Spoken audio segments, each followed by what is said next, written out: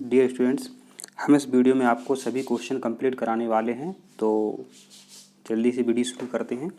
आपको बच्चों यहाँ पर पहला प्रश्न है कि विद्युत आवेश का एसआई मात्रक क्या होता है। विद्युत आवेश का एसआई मात्रक होता है बच्चों कूलाम। विद्युत आवेश का एसआई मात्रक क्या होता है, कूलाम होता है, और इसको अपन सी से इसको प्रदर्शित करते हैं। आपका अगला प्रश्न है बच्चों कि किसी अवतल दर्पण को दो भागों में तोड़ने पर कौन सी राशि के मान में परिवर्तन हो जाएगा। ठीक है, तो बच्चों जैसा आपका ये आपका दर्पण हो गया है, ठीक है, और इसको हम बीच से इसको काट देते हैं, तो यहाँ बच्चों जो ध्रुव होता है, यहाँ पर जो ध्रुव होता है, ठीक है, उसके मान में परिवर्तन हो जाएगा। ठीक है, ध्रुव के मान में परिवर्तन हो जाता है अगर हम इसको दो भागों में तोड़ देते हैं। आपका प्रश्न, किसी गोलीय दर्पण की फोकस दूरी 20 सेंटीमीटर है तो इसकी वक्रता त्रिज्या क्या होगी। तो ये वक्रता त्रिज्या जो है फोकस दूरी की, देखो एक शब्द वाक्य आप रट लो। फोकस दूरी जो है वक्रता त्रिज्या की आधी होती है। फोकस दूरी वक्रता त्रिज्या की आधी होती है।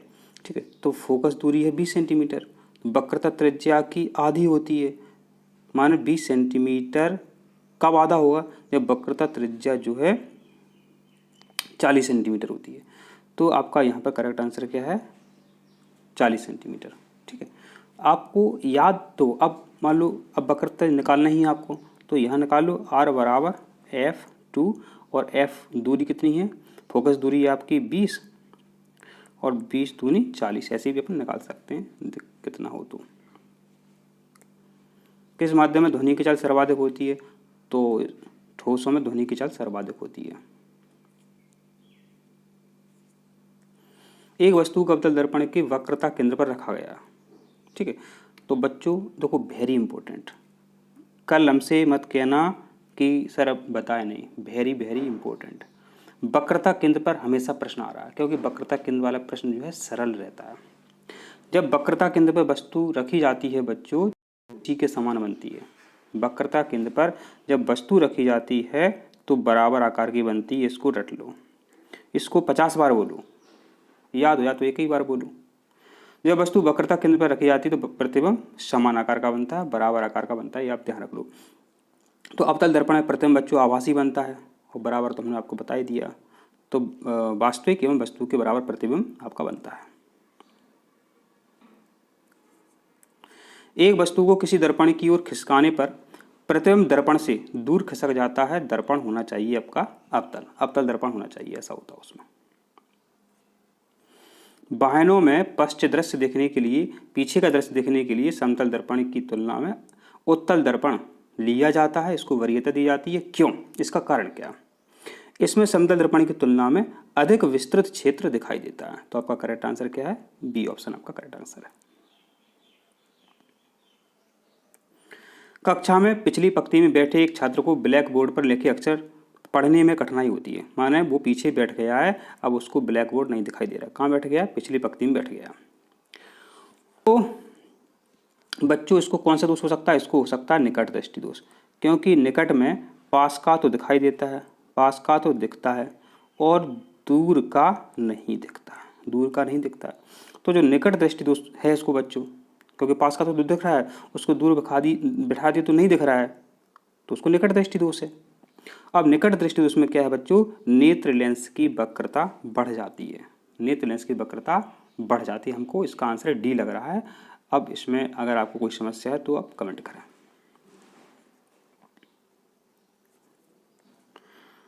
सूर्योदय और सूर्यास्त के समय सूर्य का रक्ताभ प्रतीत होने का कारण है प्रकाश का प्रकीर्णन।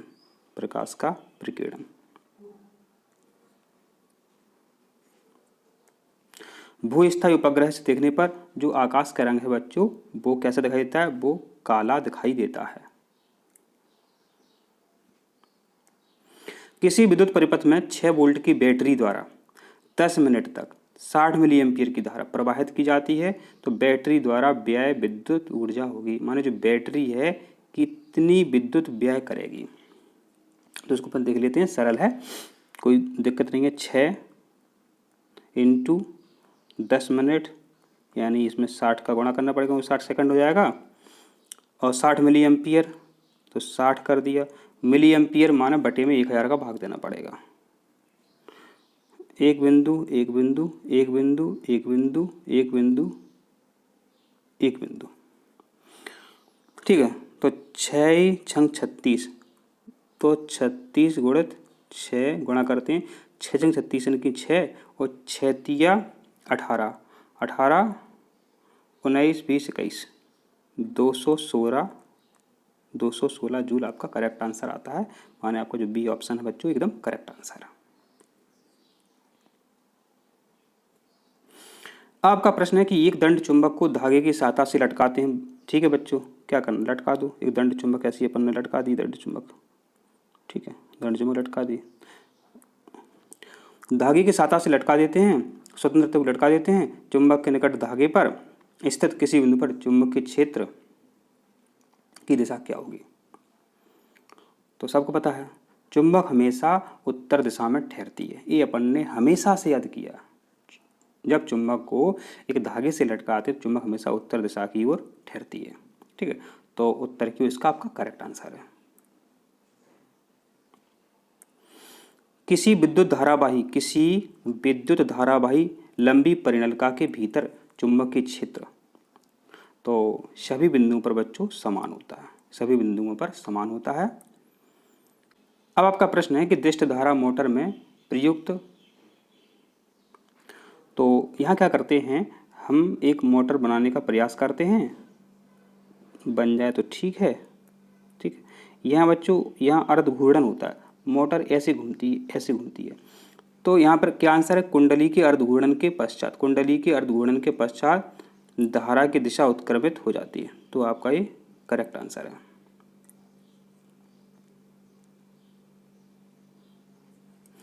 तांबे के तार की आयताकार कुंडली किसी चुंबकीय क्षेत्र में गति कर रही है। कुंडली में प्रेरित विद्युत धारा की दिशा कितने भ्रमण के पश्चात परिवर्तन होता है? तो आधा, इसका भी आधा ही है।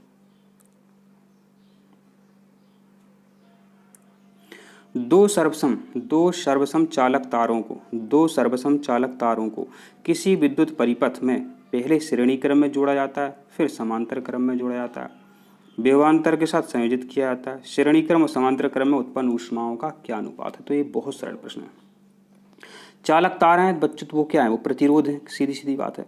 माने श्रेणी क्रम को कहते हैं RS और समांतर को कहते हैं RP। ठीक है, देखो तो RS माने NR, RS का सूत्र होता है NR, माने जुड़ जाते हैं। ठीक है, तो यहाँ हो गया कितने हैं, 2 हैं, तो 2R हो गए आपके, 2R। ठीक है, और RP माने होता है समांतर, समांतर में होता है R/N, R/N। तो 2 बटे R/N, ये गलत हो गया, R/N माने R/2, R से R, 2 दूनी 4, तो 1:4 आपका देखो ये यहाँ करेक्ट आंसर आ जाता है। आपका प्रश्न है कि फ्यूज तार का महत्वपूर्ण गुण क्या होना चाहिए? तो इम्पोर्टेंट प्रश्न है, कई बार परीक्षा में पूछा जाता है। तो इस पदार्थ का जो है गलनांक जो है निम्न होना चाहिए। अगर उच्च गलनांक हो तो ये टूटेगा ही नहीं। घरों में इसको श्रेणी क्रम में लगाते हैं, अगर बहुत ज़्यादा विद्युत धारा आ गई तो यही टूट जाता है और आपके घर में उपकरण सुरक्षित रहते हैं। तो गलनांक निम्न होना चाहिए, माने जल्दी से गल जाए और टूट जाए। तो जो फ्यूज तार होता है सीसा और टिन मिश्र धातु का बना होता है। आपको इसका आंसर पता होना चाहिए। आपका प्रश्न है किसी वस्तु का त्वरण शून्य होने पर भी किसी क्षण वेग शून्य हो सकता है। किसी क्षण किसी वस्तु का वेग शून्य होने पर भी त्वरण शून्य हो सकता है। तो बच्चों आपका यहाँ पर जो करेक्ट आंसर यहाँ पर आपका निकल के सामने आता है वो बच्चों आपका है डी ऑप्शन, आपका एकदम करेक्ट आंसर हो सकता है। फिर भी हम कन्फर्म नहीं है, जब पता चलेगा कभी तो अगले वीडियो में आपको बता देंगे। अब प्रश्न है क्रिया एवं प्रतिक्रिया बल। न्यूटन का जो तीसरा नियम है बच्चों, एक ही वस्तु पर ये लगते हैं, विपरीत दिशा में कार्य करते हैं। जैसे कि यहाँ पर एक वस्तु रखी हुई है, ठीक है, और यहाँ पे हो आप इसमें धक्का दे रहे हो, आप जब आप इसमें धक्का दे रहे हो तो ये वस्तु भी आपकी ओर धक्का देती है, माने आप पर ही प्रतिक्रिया बल लगाती है। तो एक ही वस्तु पर ही लगते हैं, सीधी सीधी बात है, और विपरीत दिशा में कार्य करते हैं। ये भी यहाँ पर आपको समझ में आ गया। अब देखो कितने सारे प्रश्न हैं। दो वस्तुओं में प्रत्येक का द्रव्यमान 2 किलोग्राम है, एक ही सीधी रेखा में एक दूसरे की विपरीत दिशा में गति कर रही है। टकराने के बाद, यहाँ देखो टकराने के बाद, तो मान बच्चों एक वस्तु ए हो गई और एक वस्तु ए हो गई, और प्रत्येक 2 किलोग्राम की है। ए एक दूसरे की ओर आ रही है, बीच में ये आकर के जुड़ जाती हैं, टक्कर हो जाती है, तो दोनों रुक जाएंगी। मतलब उनका जो सम्मिलित वेग है वो आपका क्या हो जाएगा, वो आपका शून्य हो जाएगा टकराने के बाद।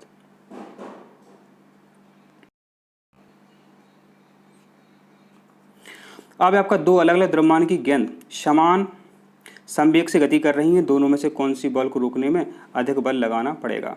तो सीधी सीधी बात है, भारी गेंद पर अधिक बल लगाना पड़ेगा। इसको एक उदाहरण समझ सकते हैं कि एक आपकी ओर बुलेट आ रही है और एक आपकी ओर कोई छोटी सी मोटरसाइकिल आ रही है। अब किसको रोकने में आपको अधिक बल लगाना पड़ेगा? बुलेट को रोकने में अधिक बल लगाना पड़ेगा आपको।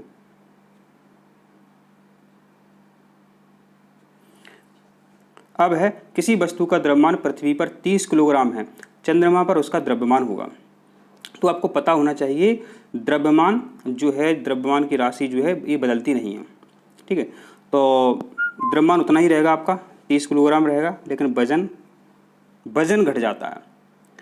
अगर वजन वाली बात हो रही होती तो ये 6 गुना कम हो जाता। G/6 से इसको अपन हल करते हैं।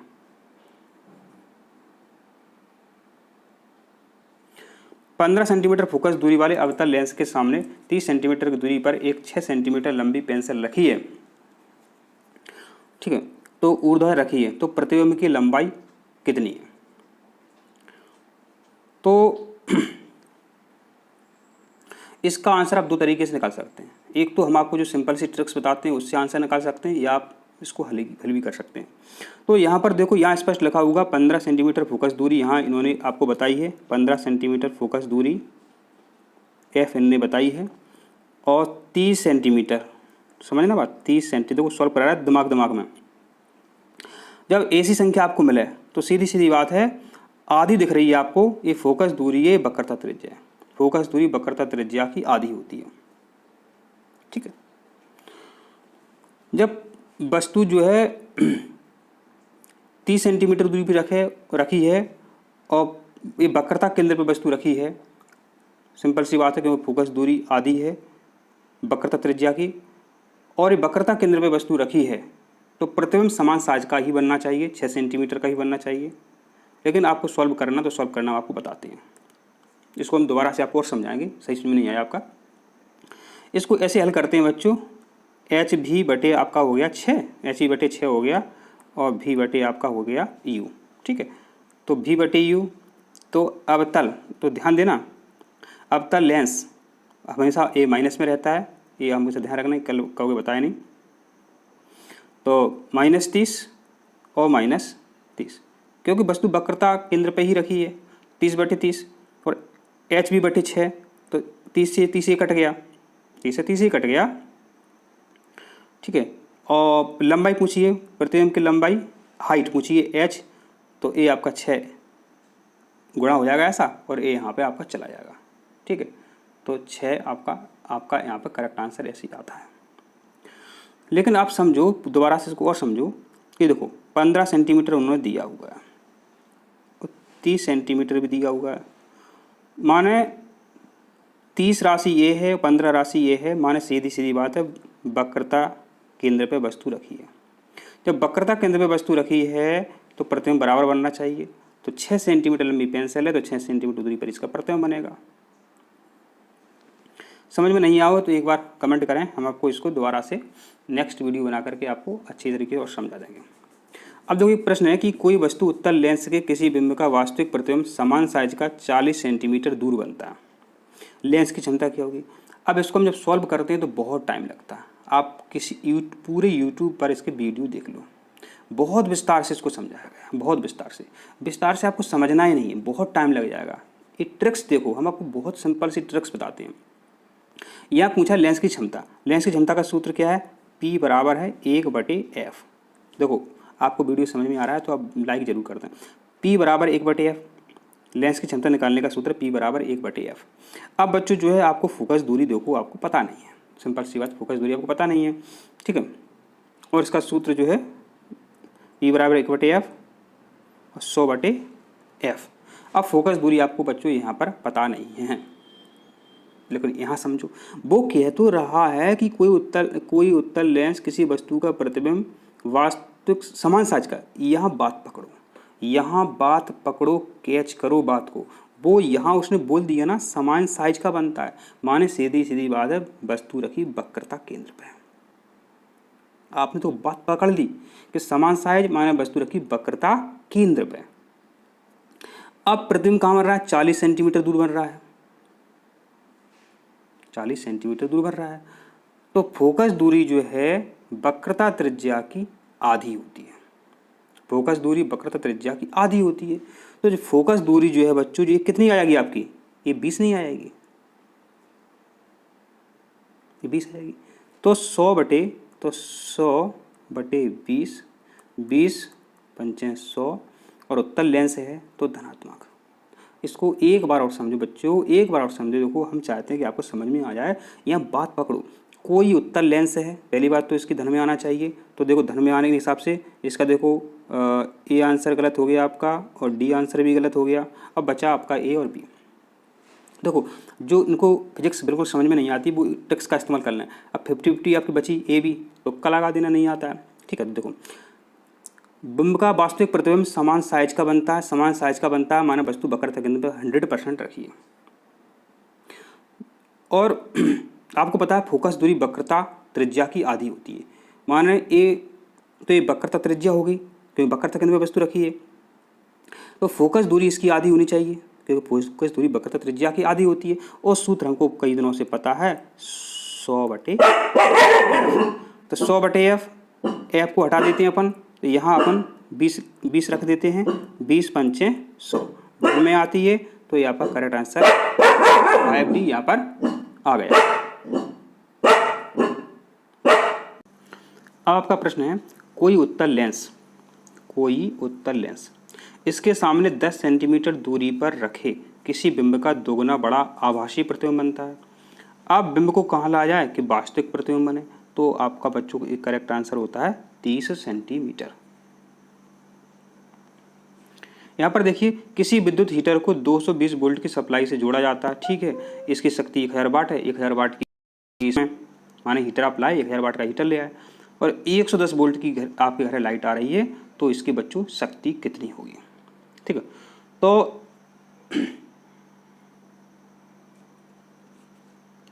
आपका एक करेक्ट आंसर यहाँ पर 250 वोल्ट यहाँ पर आपका निकल के आता है, ठीक है। कैसे आता है तो देखो शक्ति पूछिए, तो P बराबर होता है V²/R। R पता नहीं है, R यहाँ से निकाल लो। R बराबर होता है V²/P, V²/P। R बराबर होता है V²/P। V² माने 220 और 1000 वाट की स्प्रिंग है। 1 शून्य से 1 शून्य गया, 1 शून्य से 1 शून्य गया, अब 22 484, 484/10, 4.84 ये निकल के आया यहाँ पे, ठीक है। अब इसमें मान रखेंगे P बराबर V²/R में, तो V² माने 110 गुणित 110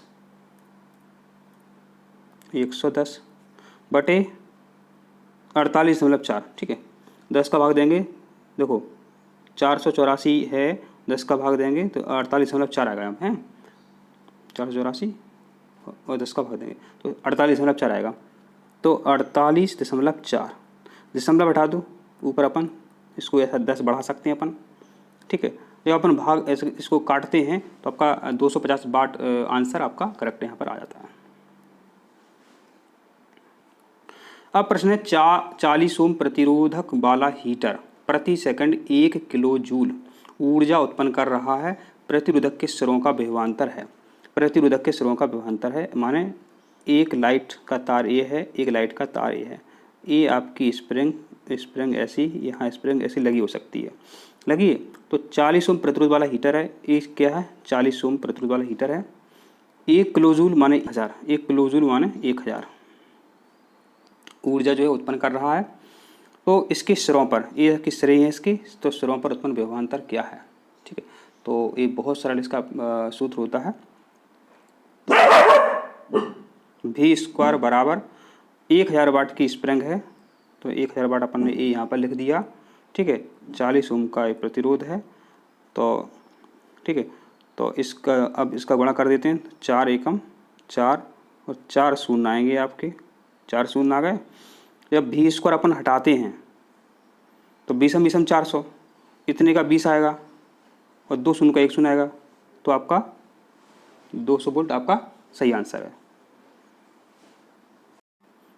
अब आपका प्रश्न है, 40 ओम प्रतिरोध वाला हीटर प्रति सेकंड 1 किलो जूल ऊर्जा उत्पन्न कर रहा है, प्रतिरोध के सिरों पर विभवांतर क्या हुआ। तो बच्चों, एक घर में आपके 2 लाइटें आई हैं। ठीक है, और यहाँ आपने हीटर के स्प्रिंग को जोड़ दी। ठीक है, तो ये सिरे जो हैं यहाँ पर विभवांतर क्या होगा, तो ये 40 ओम का तो ये हो गया, और 1000 वाट की 1 किलो जूल माने 1000 जूल ये ऊष्मा उत्पन्न कर रहा है। ठीक है, तो प्रतिरोध सिरों पर विभवांतर, तो इसका भी और इसका भी 2 भी हो गए, तो वी स्क्वायर बराबर क्या हो जाएगा, 40 गुणित 1000। ठीक है, तो इस 40 का और 1000 का अपन गुणा करते हैं तो कितना आता है, तो 40 एकम 40 3 1 4, 4 शून्य आएंगे, 4 शून्य आ गए। इसको वर्ग को हटाते हैं तो 20 4 से तो 20 तो ए हो जाता है, और 2 शून्य का 1 शून्य एक निकल के आता है, तो 200 वाट जो आपका यहाँ पर करेक्ट आंसर, 200 वोल्ट इसका आपका करेक्ट आंसर आता है। तो इस तरीके से आपको हल करना पड़ेगा, बहुत सरल प्रश्न आते हैं। देखो कितनी सरल ट्रिक से हम आपको समझा रहे हैं। अब बच्चों, आपका जो प्रश्न है ये भी इतना सरल है कि आप कहोगे कि सर इतना सरल प्रश्न आता है। 20 सेंटीमीटर फोकस दूरी वाला अवतल लेंस और 10 सेंटीमीटर फोकस दूरी वाला उत्तल लेंस संपर्क में रखे हैं। 20 सेंटीमीटर वाला अवतल लेंस, 10 सेंटीमीटर वाला उत्तल लेंस रखे हैं, तो सही पास में रखे हैं, तो फोकस दूरी आपसे पूछिए, फोकस दूरी पूछिए। 1/f बराबर 1/f बराबर 1/f बराबर संयुक्त लेंस की फोकस दूरी क्या है, तो 1/f प्लस 1/f माने f1 कह दूँ, इसको f2 कह दूँ। तो जो अवतल लेंस है इसकी हमेशा माइनस में रहती है, हम कई बार बोला बच्चों, इसको याद कर लो, कितनी बार बताएं आपको, तो -1/20 प्लस 1/10, दोनों का लघुत्तम बच्चों कितना आता है, 20 आता है। 20 एकम 20 -1, 10 दूनी 20, 2 एकम 2, 2 में से 1 बचा, तो यहाँ पर आपका आता है 1/20। ठीक है, तो f 1/f बराबर आपका 20 आएगा, तो f का मान क्या आएगा, f का मान 20 हो गया आपका, तो 20 सेंटीमीटर आपका ये करेक्ट आंसर आता है।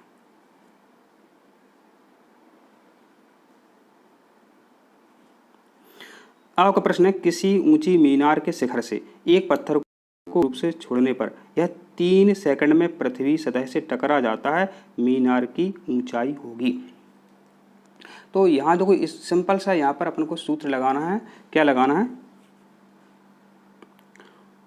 S बराबर UT प्लस 1/2 AT स्क्वायर। देखो पहले आप कोई पत्थर वगैरह ऊंची मीनार पर ले गए, तो ये तो बच्चों यहाँ शून्य हो गया, ये तो शून्य हो गया, प्रारंभिक तो आपने शून्य कर दिया, तो 1/2। ठीक है, अब एक कितना है आपका यहाँ, एक क्या दिया है आपका, AT स्क्वायर नहीं, 1/2 आपका यहाँ ये आपका 1/2 GT स्क्वायर ऐसा रहेगा आपका। ठीक है, यहाँ ये हमने गलत कर दिया, 1/2 GT स्क्वायर, इसको दोबारा से बताते हैं हम।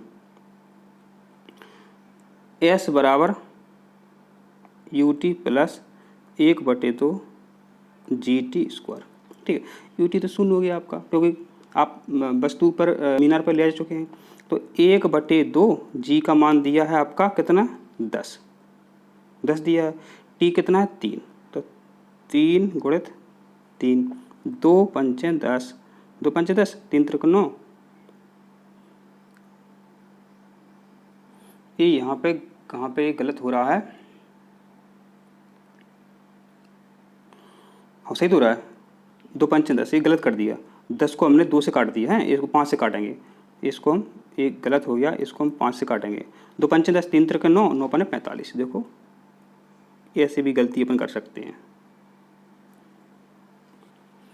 अब बच्चों आपका जो लास्ट क्वेश्चन है, वीडियो को लाइक जरूर कर दें। 27 ओम प्रतिरोध वाले किसी तार को मोड़कर चित्रानुसार समबाहु, तो यहाँ देखो बात पकड़ो, ये लिखा है समबाहु त्रिभुज, समबाहु, बात पकड़ो, समबाहु माने समान भुजा वाली बात हो रही है, समबाहु। तो 27 ओम प्रतिरोध है, 3 भुजाएं हैं, 3 भुजाएं हैं, 27 ओम प्रतिरोध है, 3 भुजाएं हैं, 3 नेमा 27। तो चाहे देखो बच्चों पी क्यू भुजा हो, चाहे पी आर भुजा हो, चाहे क्यू आर भुजा हो, तो आपका यहाँ करेक्ट आंसर बच्चों क्या आता है? 9 ओम आपका करेक्ट आंसर यहाँ आता है। प्रिय छात्रों, इसी तरह वीडियो देखने के लिए आप चैनल को सब्सक्राइब जरूर करें और वीडियो को लाइक करें। धन्यवाद।